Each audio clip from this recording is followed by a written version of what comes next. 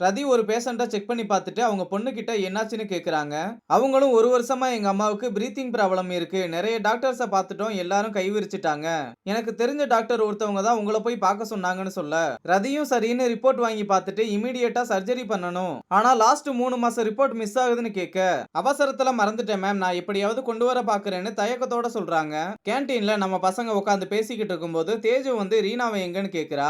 என்ன அதிசயமா ரீனாவை பத்தி எல்லாம் கேக்குறேன்னு கேட்டு பணக்கார மாப்பிளையே பிடிச்சிட்டியான்னு நவீன் கேட்க, தேஜுவும் கூடிய சீக்கிரம் பிடிச்சிருவேன்னு சொல்லிட்டு, ஆனா ரீனா சைலண்டா அவ லைஃப்ல செட்டில் ஆகுறதுக்காக ஒரு ஹாஸ்பிடல் ஓனரையே கரெக்ட் பண்ண ட்ரை பண்றான்னு சொல்ல, அப்ப ராக்கி கடுப்பாயி சும்மா ஏதாவது லூசு மாதிரி உளறிக்கிட்டு இருக்காதன்னு சொன்னதும் அர்ஜுன் யாருன்ற உண்மையை சொன்னதும் எல்லாருமே ஷாக் ஆகுறாங்க. அப்ப கூட ராக்கி அவங்க 2 பேரும் ஃப்ரெண்ட்ஸா தான் பழகுறாங்க. உன்ன மாதிரியே எல்லாரையும் நினைக்காதன்னு சொல்லிட்டு கிளம்புறான். இங்க ரவி அனிதா கிட்ட நீ நேத்து எனக்கு முத்தம் கொடுத்தத பத்தி பேசணும்னு சொல்ல, அத பத்தி என்ன பேசணும்னு அனிதா வெக்கப்பட்டுக்கிட்டே கேக்குறா. ரவி ரொம்பவே நர்வஸா எல்லாருமே நம்ம ஃப்ரெண்ட்ஷிப்பை பார்த்து ரொம்ப பொறாமப்படுறாங்க.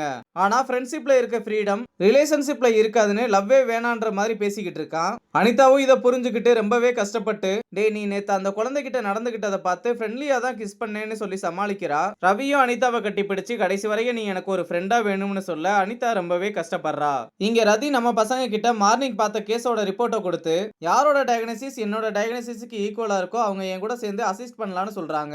இதை கேட்டு எல்லாருமே ஹாப்பி ஆனதும் தேஜு அந்த ரிப்போர்ட்டை ரீனா கிட்ட கொடுத்து ஒரு வழியா ரதி மேம் டீம்ல ஜாயின் பண்ண போறேன்னு சொல்ல, அப்ப ராக்கி நீ வேற ரதி மேமே வந்து கூப்பிடணும்னு வைராகியமா இருக்கான்னு சொல்றான். அர்ஜுன் கேண்டீனுக்கு வந்து ரீனா கிட்ட பேச போறத தேஜு பார்த்து வயிறு கொழுந்து விட்டு எரிஞ்சு ராக்கிக்கு கால் பண்ணி வர சொல்றா. நீ பிஸியா இருக்கியா, உன்கிட்ட நிறைய பேச வேண்டியது இருக்குன்னு அர்ஜுன் சொல்றான். ரீனாவும் ஈவினிங் போகும்போது நம்ம பேசலாம்னு சொல்ல அர்ஜுனும் ஓகே சொல்லிடுறான். அப்ப ராக்கி அங்க வந்ததும் ரீனாவையும் அர்ஜுனையும் பார்த்துட்டு இதுக்கு தான் என்ன கூப்பிட்டியா, அவங்க நார்மலா தானே பேசிக்கிட்டு இருக்காங்க, இதுல என்ன உனக்கு இருக்குன்னு கேட்க, இவ்வளவு நாள் அவங்க பேசிக்கிட்டு இருக்காங்க, அர்ஜுன் ஆர்கே சார் பையன்னு சொல்லாமலா இருந்திருப்பான்னு கேட்க, அதுக்கு ராக்கி அப்போ ரீனா இதையே மறைக்கணும், நிஜமாவே அவளுக்கு தெரியாம இருக்கலாம்லன்னு சொல்ல, நீ இப்படி அவளை நம்பிக்கிட்டே இருன்னு சொல்லிட்டு தேஜு கிளம்பிடுறா. அப்புறம் ரதி கிட்ட எல்லாரும் அவங்க அனலைஸ் பண்ணதை சொல்றாங்க.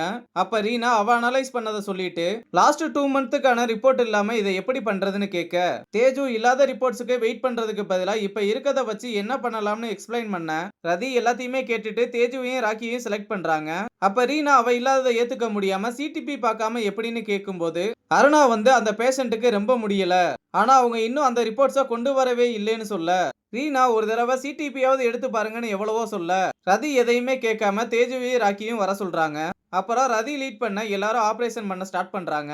வெளியே அவங்க பொண்ணு உட்காந்துக்கிட்டு இருக்க ரீனா போய் ஆறுதல் சொல்றா. அப்பதான் அந்த பொண்ணு இந்த ரிப்போர்ட்ஸை மறைச்சாதான் எங்க அம்மாவை காப்பாற்ற முடியும்னு சொல்லிட்டாங்கன்னு சொல்லி ரீனா கிட்ட ரிப்போர்ட்ஸை கொடுக்குறா. ரீனாவும் அந்த ரிப்போர்ட்ஸை வாங்கி பார்த்துக்கிட்டு இருக்க, ஆபரேஷன் பண்ணும்போது ஏதோ ப்ராப்ளம் போல ரதி எதையோ யோசிச்சுட்டு நர்ஸு கிட்ட ரீனாவை உள்ள வர சொல்லுங்கன்னு சொல்ல, தேஜு மனசுக்குள்ள ரீனா நினைச்சதை சாதிச்சிட்டான்னு வயிறு எறிகிறதோட இந்த எபிசோட முடிச்சிருக்காங்க.